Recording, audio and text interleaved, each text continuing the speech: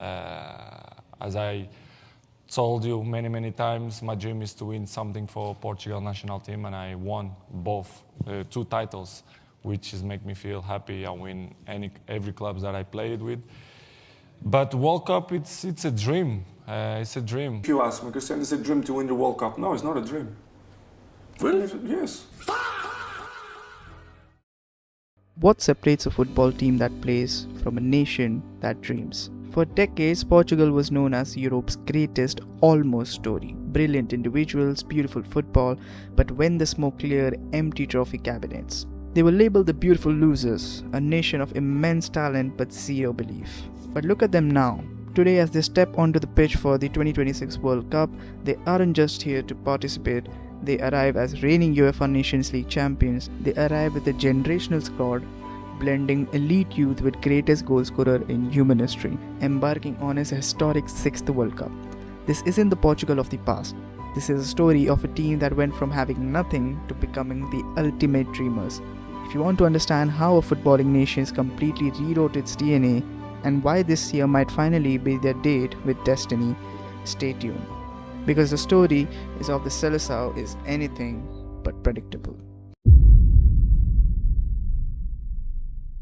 To truly understand the dream, we have to look back at the void.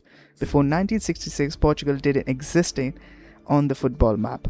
They failed to qualify the first 5 World Cups, but in 1966, a force of nature arrived in Mozambique and changed everything. Eusébio, the Black Panther. Eusébio dragged Portugal to a historic third finish place in 1966. It was a dazzling flash of brilliance, but flashes fade. After Eusébio walked away, Portugal fell right back into the darkness. They failed to qualify for the next 4 consecutive World Cups. Think about that. From 1930 to 1998, a span of 70 years, Portugal only made to the World Cup twice. They had no golden pedigree. They had no systematic infrastructure. They were the truest sense of world football. Nothing. Then came the 1990s, and with that the golden generation. Luis Figo, Rui Costa, João Pinto. Suddenly Portugal is playing the most attractive, mesmerizing football in the world. They reached the semi-finals of Euros 2000. They hosted Euros 2004. Everything was perfectly set up for their crowning moment on the home soil against the underdog Greece. But instead of dream, it became a nightmare. This image defines Portugal's for a decade. The agonizing curse of being good enough to reach the mountaintop but never stopped enough to plant the flag. Golden generation? Gone with 0 trophies. The legendary Figo retired. The world asked, who will carry this Portugal's burden now?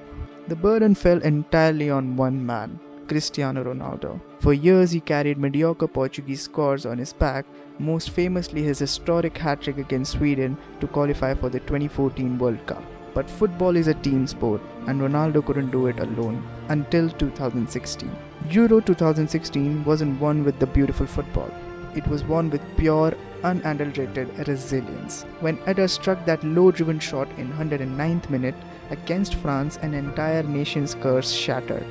They were no longer the beautiful losers. They were winners. The moment planted the seed of belief. It turned a nation of skeptics into a nation of ultimate dreamers. And that brings us to the present date. Look at the 27-men squad Roberto Martínez has assembled for the 2026 World Cup. This is arguably the most balanced, deep and tactically fluid roster that Portugal has ever sent to a tournament. Let's break down the spine of this terrifying team. The goalkeeper, Diego Costa. He's world-class shot stopper, elite penalty saver and crucial build-ups distribution. The anchors are Ruben Dias and Gonçalo Inácio, elite defensive leadership paired with modern ball-playing progression. The engines, Vitinha and João Neves, absolute press resistance and control in the middle of the park. The creatives are the Bruno Fernandes and Bernardo Silva. The tactical masterminds, fluidly rotating roles to unlock low blocks. This is insane.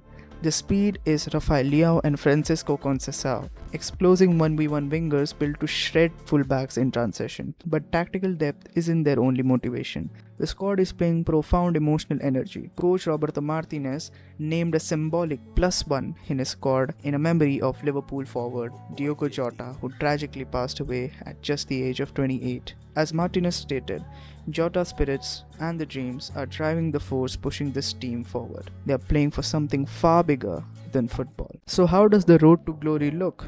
Portugal is drawn into Group K. On paper, they are heavy favorites to top the group, but it won't be a cakewalk.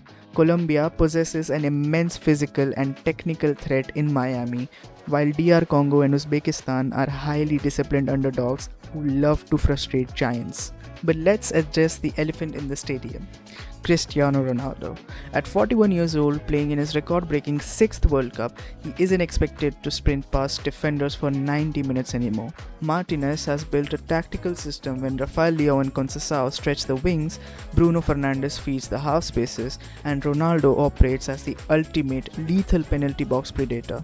These are my predictions for Portugal 2026 World Cup campaign. The prediction that I'm gonna give is completely my opinion, and you have your own opinion, so you can give it on the comment section, but I am entitled to the opinion, so please don't give me hate in the comment section. Portugal will comfortably top the Group K, but the real test begins in the quarterfinals. Unlike past tournaments where they lack tactical flexibility, this squad can play a possession heavy game or hit the team in lethal counterattacks. With their recent UEFA Nations League triumph proving their title winning resilience under pressure, I predict that Portugal will break their historic ceiling and reach the 2026 World Cup final.